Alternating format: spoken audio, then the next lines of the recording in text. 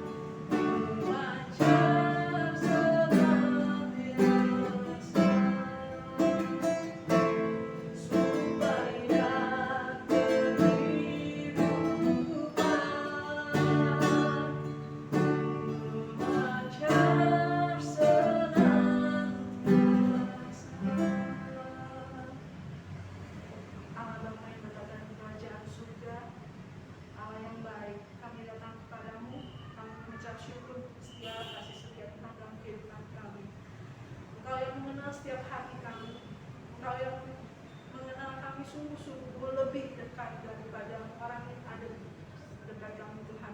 Kami percaya Tuhan, karena Kau mengetahui kami, Kau juga yang akan membentuk dan mengubahkan kami semakin serupa dengan Kau. Karena itu Tuhan, kami yang hadir untuk mendengarkan belajaran Minggu saat ini Tuhan, kami rindu Tuhan melengkapi dengan firman-Mu, biar kami boleh semakin serupa dengan Engkau dan boleh berjalan sesuai dengan kehendak-Mu.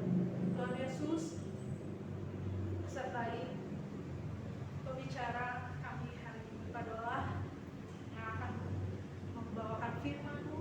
Tuhan memberikan kemampuan hikmat bijaksana kepada Roh Kudus, sehingga sungguh Tuhan Dia boleh berbicara sesuai dengan apa yang Engkau mau untuk kami boleh diubahkan. Terima kasih Tuhan Yesus, di dalam nama Tuhan Yesus kami berdoa dan mengucap syukur. Shalom jemaat sekalian. Tadi kita sudah dengarkan pujian yang senantiasa memancarkan kemuliaan Tuhan. Tentu jemaat ingin memancarkan kemuliaan Tuhan. Tapi kalau jemaat tidak memancarkan kemuliaan Tuhan, apa kata dunia? Ya, malam ini saya akan bawakan renungan dengan judul apa kata dunia. Jemaat sekalian, kita masa ini sedang menghadapi perayaan hari kemerdekaan Indonesia.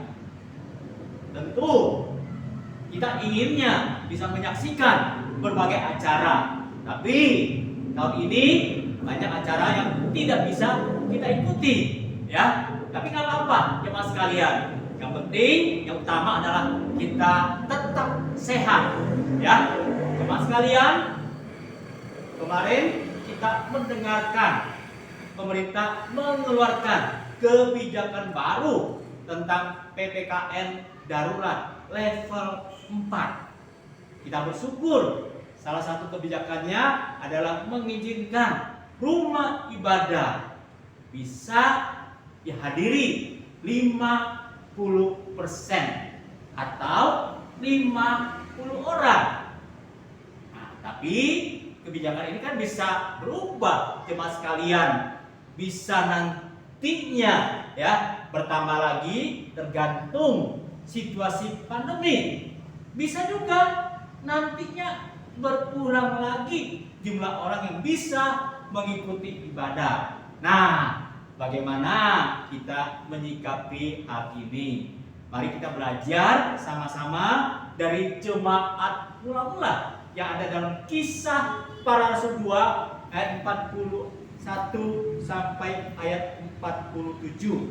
Kisah Para Rasul 2 ayat 41 sampai 47. Demikianlah firman Tuhan. Orang-orang yang menerima perkataannya itu memberi diri dibaptis, dan pada hari itu jumlah mereka bertambah kira-kira 3.000 jiwa.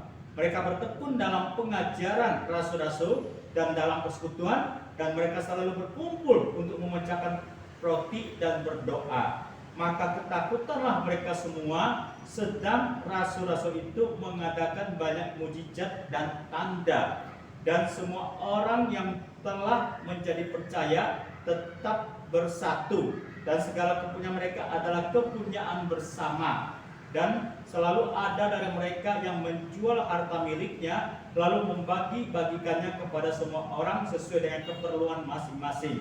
Dengan bertekun dan dengan sehati, mereka berkumpul tiap-tiap hari dalam bait Allah. Mereka memecahkan roti di rumah masing-masing secara bergilir dan makan bersama-sama dengan gembira dan dengan tulus hati, sambil memuji Allah, dan mereka disukai semua orang. Tiap-tiap hari Tuhan menambah jumlah mereka dengan orang yang diselamatkan. Jemaat sekalian, kalau kita perhatikan dalam Kisah pasal 2 ayat 41 sampai 47 ini, kita melihat ya ada beberapa hal yang dilakukan oleh jemaat mula-mula kalau kita perhatikan mulai dari ayat 41 ini ya, jemaat bertambah. Bertambahnya bukan sedikit ya, tapi di dalam ayat 41 dikatakan 3.000 jiwa.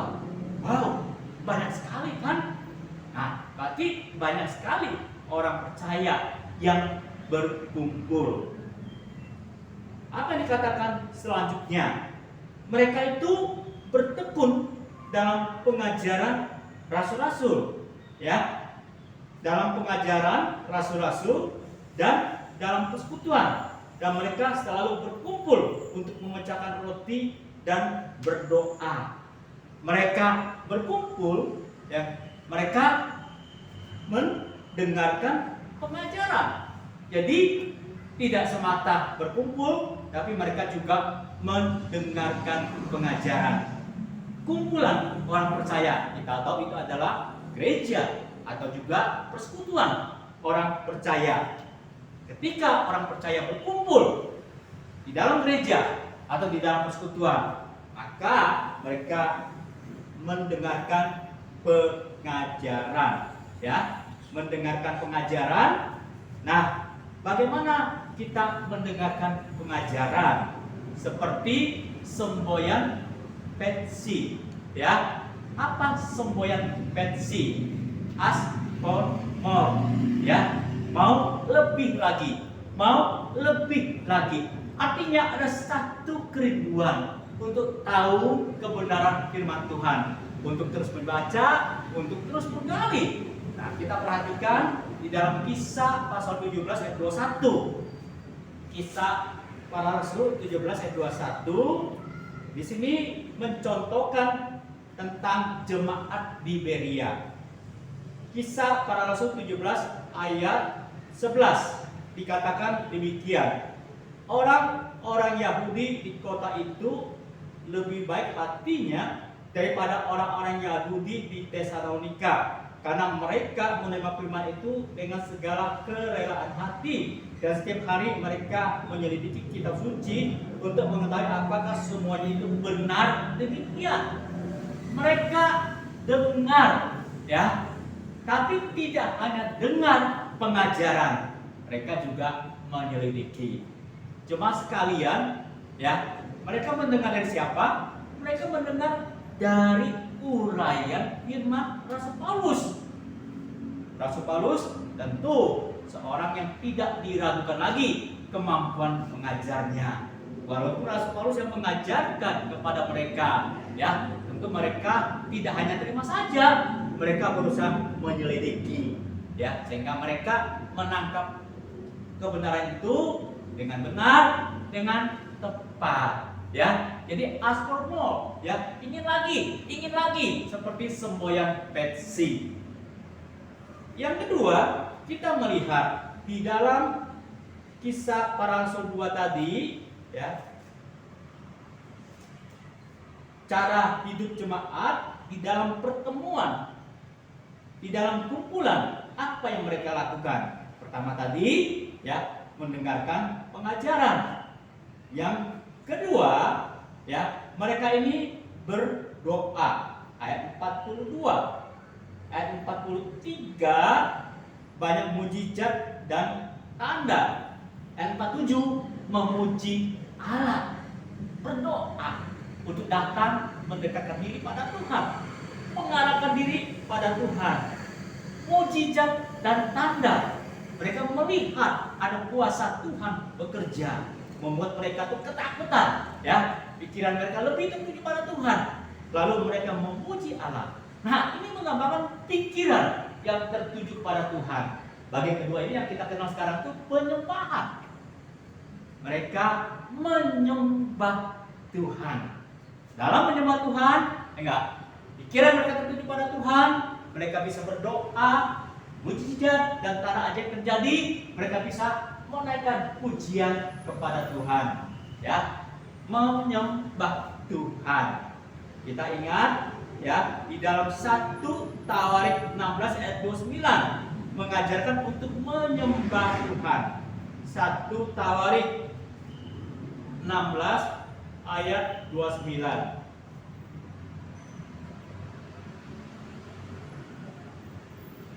1 Tawarik 16 ayat 29. Demikianlah firman Tuhan. Berilah kepada Tuhan kemuliaan namanya. Bawalah persembahan dan masuklah menghadap Dia. Sujudlah menyembah kepada Tuhan dengan berhiaskan kekudusan.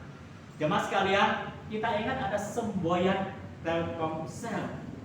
Ada yang tahu, jemaat sekalian, apa semboyan Telkomsel? Yaitu committed 2U, ya. Committed for you. Ya, komitmen untukmu. Mau di sini, ya. Kalau Telkomsel ya kepada pelanggan. Tapi kalau kita mau di sini kepada Tuhan. Komitmen kepada Tuhan. Tertuju kepada Tuhan. Nah, jemaat mula-mula mereka berkumpul ya dengan pikiran tertuju kepada Tuhan bagi kemuliaan nama Tuhan. Yang ketiga, kita lihat apa yang dilakukan oleh jemaat mula-mula. Dalam ayat 42, mereka memecahkan roti. Lalu ayat 44, bersatu, kepunyaan bersama, ya. Mereka menganggap milik mereka menjadi kepunyaan bersama. Ayat 45, menjual harta miliknya lalu membagi-bagikan kepada yang membutuhkan, kepada yang kekurangan.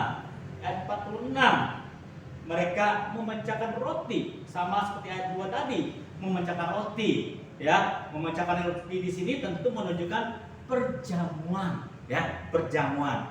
Nah, kata-kata ini menunjukkan bahwa ada persaudaraan di antara mereka satu sama lain. Jadi yang ketiga kita melihat di sini persaudaraan, ya, persaudaraan. Ketika orang percaya berkumpul, ketika jemaat berkumpul, ya, ada persaudaraan, saling peduli, saling memperhatikan satu sama lain, ya, saling peduli, saling memperhatikan satu sama lain, ya, seperti semboyan Nokia. Ada yang tahu semboyan Nokia? Ya, connecting people, ya, connecting people, ya, menghubungkan dengan orang-orang. Persaudaraan berarti kita menghubungkan diri kita dengan orang-orang supaya orang-orang lain ya nggak dekat sama kita, terperhatikan, terbantu hidupnya. Nah, itulah persaudaraan. Di dalam Ibrani 10 ayat 24 sampai 25. Mari kita buka Alkitab kita perhatikan Ibrani 10 ayat 24 sampai 25. Demikianlah firman Tuhan. Dan marilah kita saling memperhatikan, baik kita saling mendorong dalam kasih dan dalam pekerjaan baik. Janganlah kita menjauhkan diri dari pertemuan-pertemuan ibadah kita seperti dibiasakan oleh beberapa orang, tetapi marilah kita saling menasihati dan semakin giat melakukannya menjelang hari Tuhan yang mendekat, ya. Saling memperhatikan, saling mendorong, ya. Ya, tentu kita perlu ketemu, perlu berkumpul supaya kita bisa saling memperhatikan, saling mendorong. Inilah sebuah persaudaraan. Bukan hanya memperhatikan dan mendorong, tapi membantu mereka yang kekurangan, mereka yang membutuhkan. Nah, jemaat sekalian, dalam Kisah Para Rasul 2 ayat 41 sampai 47 ini kita melihat kumpulan orang percaya mereka bertemu. Bertemunya kapan? Tiap hari loh, jemaat sekalian. Ya, tapi di sini kita tidak persoalkan tiap hari, tapi mereka berkumpul, ya enggak? Mereka melakukan apa? Apa yang terjadi ketika mereka berkumpul? Ada 3 hal yang tadi kita perhatikan, enggak? Di dalam mereka berkumpul, mereka melakukan pengajaran, mendengarkan pengajaran. Di dalam mereka berkumpul, mereka menyembah Tuhan. Ya, di dalam mereka berkumpul ada persaudaraan satu sama lain. Nah, yang mereka lakukan apa dampaknya? Kita lihat di dalam ayat 47. Ayat 47 menuliskan, dan mereka disukai semua orang, dan tiap-tiap hari Tuhan menambah jumlah mereka dengan orang yang diselamatkan. Ya, cara hidup seperti itu ternyata disukai oleh semua orang. Bayangkan, ya enggak? Orang-orang percaya berkumpul melakukan hal seperti itu disukai semua orang. Mereka disukai itu bukan karena hanya menunjukkan persaudaraan loh, jemaat sekalian. Ya, mereka disukai karena di situ juga ada pengajaran, ada penyembahan, ada pengajaran, ada firman yang disampaikan. Ya, ada pikiran yang tertuju kepada Tuhan, sehingga kuasa Tuhan bekerja dan orang-orang melihat ada kuasa Tuhan bekerja. Bukan hanya kuasa Tuhan bekerja, ternyata perhatian satu sama lain, sehingga semua orang ya yang ada di sekitar mereka menjadi suka kepada kumpulan orang percaya ini. Apa yang terjadi? Ya, nah dikatakan Tuhan menambah jumlah orang yang diselamatkan. Banyak orang menjadi percaya. Itu banyak orang menjadi percaya. Nah, bukankah itu yang Tuhan kehendaki dalam kehidupan orang-orang percaya? Ya, kita bisa bertemu, berkumpul, ya, untuk mendengarkan pengajaran, lalu menyembah Tuhan, kemudian saling memperhatikan satu sama lain, sehingga orang sekitar melihat ada kuasa Tuhan yang bekerja, ada kasih yang ditunjukkan, ya, sehingga orang sekitar itu menjadi suka, menjadi tertarik, lalu mereka menjadi percaya kepada Tuhan Yesus, mereka diselamatkan. Nah, ini berkumpulnya bukan sedikit orang, pasti ini berkumpulnya banyak orang. Tadi kan dikatakan ada 3.000 tambahan jemaat. Wah, ini akan menjadi satu kerumunan yang sesuai dengan PPKM darurat. Ya. Nah, bagaimana kita hidup dalam situasi pandemi seperti ini? Ya, yang jelas tidak bisa banyak orang yang berkumpul. Ya enggak? Tentu kita tidak melawan peraturan itu. Ya, kita belajar bagaimana dalam perjanjian lama bangsa Israel kan Tuhan perintahkan mendirikan bait Allah. Untuk apa? Untuk berkumpul menyembah Tuhan. Sehingga yang datang menyembah Tuhan itu bisa sangat banyak orang, ya, bisa sangat banyak orang. Tapi ketika mereka dalam pembuangan, nah mereka tidak bisa lagi berkumpul dalam banyak orang. Di dalam pembuangan itu mereka kan menjadi budak. Tentu ada pembatasan pemimpin negara di waktu itu, ya. Tapi mereka tetap berkumpul, ya, mendengarkan pengajaran, ya, menyembah Tuhan, ada persaudaraan antara mereka, tetapi dalam jumlah yang kecil, ya. Mereka katakan itu sinagog, ya. Lalu ketika mereka pulang dari pembuangan, ya, sinagoge ini masih ada. Bahkan dalam perjanjian baru kita melihat dalam perintisan jemaat, ya, ketika jumlah orang masih sedikit, ada sinagoge, kumpulan orang percaya, ya, dari rumah ke rumah dalam jumlah sedikit. Jemaat sekalian, ini kisah 2 ayat 41 sampai 47 ini memberi contoh kita kalau mau bertumbuh, mau berdampak, maka dalam kisah para rasul mencontohkan kita berkumpul. Di dalam kita berkumpul, ya kan, kita mendengarkan pengajaran, menyembah, ya, kemudian menjalin, memperhatikan satu sama lain, ada persaudaraan satu sama lain. Tapi dalam situasi pandemi ini, ya, bukan hanya karena kita terikat peraturan PPKM, tapi karena situasi pandemi, tentu kita berkumpulnya tidak bisa banyak orang. Kita belajar dari kehidupan bangsa Israel di dalam pembuangan, ya kan? Mereka berkumpul dengan jumlah sedikit orang, dan dalam perintisan jemaat di Perjanjian Baru, ya kan? Mulai dari sedikit orang. Nah, mungkin kita juga bisa berpikir, ya, dalam sedikit orang kita bisa berkumpul, mendengarkan pengajaran yang menyembah Tuhan, ya. Kemudian saling memperhatikan, ada persaudaraan satu sama lain, mempraktekkan yang dicontohkan dalam Kisah Para Rasul 2 ayat 41 sampai 47. Ya, kalau kita mempraktekkan seperti apa yang ditujukan, pasti berdampak. Bukan berdampak dulu, kita pasti bertumbuh dalam Tuhan, dan setelah itu berdampak bagi orang sekitarnya, bagi dunia ini. Tapi ya enggak, kalau kita tidak mau berkumpul, ya enggak, tidak mencontoh jemaat mula-mula. Nah, kita tuh seperti api unggun. Kalau berkumpul seperti api unggun, ya. Dan seperti kayu api unggun dikumpulkan. Nah, ya. Tapi kalau kita tidak mau berkumpul, maka kayu api itu dipisahkan.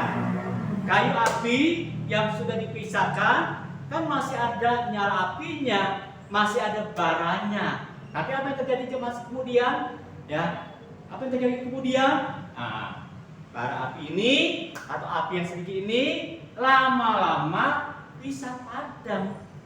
Kalau kita tidak berkumpul, enggak, maka seperti kayu api yang dipisahkan, lama-lama bisa padam. Kita merasakan kekosongan, kehampaan, ketidakdekatan dengan Tuhan, ketidakada perhatian dari saudara seiman, ya.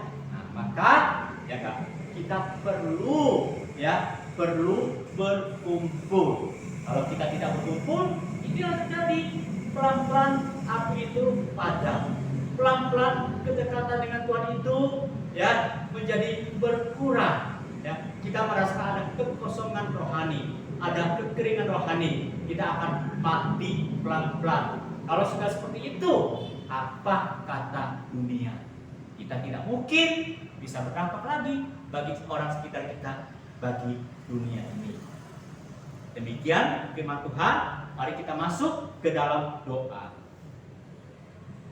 Bapa, kami datang kepadamu, menyerahkan penyampaian firman Tuhan pada malam hari ini, membuka pikiran kami untuk berkumpul, tetapi menyesuaikan dengan kondisi yang ada. Belajar berkumpul sesuai dengan batas-batas yang sudah ditetapkan, sesuai dengan aturan yang diberikan oleh pemerintah kami, supaya kami boleh tetap mendengarkan pengajaran dari Tuhan, menyembah Tuhan, dan boleh menunjukkan persaudaraan satu sama lain, sehingga hidup kami bertumbuh dan menjadi dampak bagi sekitar kami. Tuhan, kami serahkan firman Tuhan ini kepadamu. Tuhan yang mengajar kami, membuka pikiran kami, untuk kami boleh mengerti dan mempraktekannya dalam kehidupan kami. Kalau pada saat ini ada di antara jemaat yang khawatir dan cemas, serta menghindari untuk berkumpul dengan saudara seimannya, dengan sesama orang percaya, ini boleh mengingatkan kami, justru kami berkumpul untuk bertumbuh dan memberi dampak bagi dunia ini, sehingga mereka terbuka kembali dan mereka mau berkumpul untuk bertumbuh dan menjadi dampak bagi sekitar, menjadi dampak bagi dunia. Terima kasih Tuhan Yesus. Dalam nama Tuhan Yesus kami sudah berdoa. Amin.